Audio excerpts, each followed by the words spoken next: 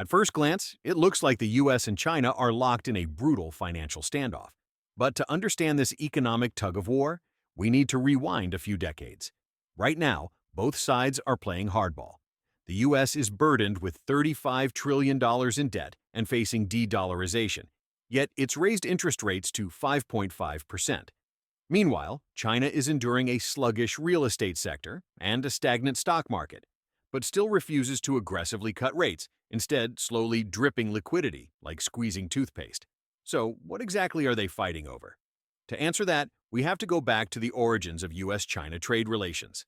In the 1980s, the US economy was booming. Labor costs were rising fast, and inflation was pushing up prices across the board.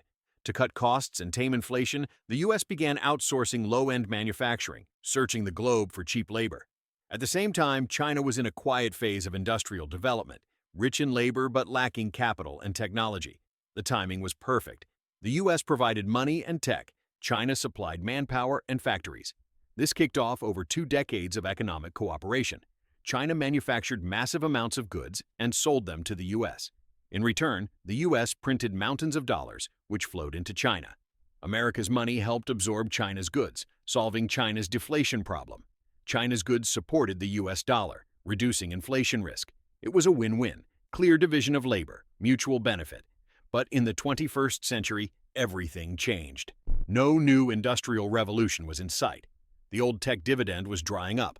The world shifted from growth to competition over existing resources. China had maxed out low-end manufacturing and began upgrading to high-end industries. But the US, with its dominance in both technology and the dollar, wouldn't tolerate challengers. So, an all-out economic war began. Tariffs were raised, tech embargoes imposed, and trade relations unraveled. The US continued printing money, but without Chinese goods to match, those dollars became untethered. Currency supply far outstripped market value, triggering an inflation crisis. Imagine this. There used to be 10 apples for $10, so each apple cost $1. Now there are still 10 apples, but $30 in circulation. Prices naturally jumped to $3 per apple. China used to supply 20 extra apples to keep inflation in check. But now, they're not talking. The US has to swallow it all alone. By June 2022, US inflation peaked at 9.1%, the highest in 40 years. With inflation surging and the dollar weakening, the US realized, old tricks won't cut it. It's time to bring out the ultimate weapon.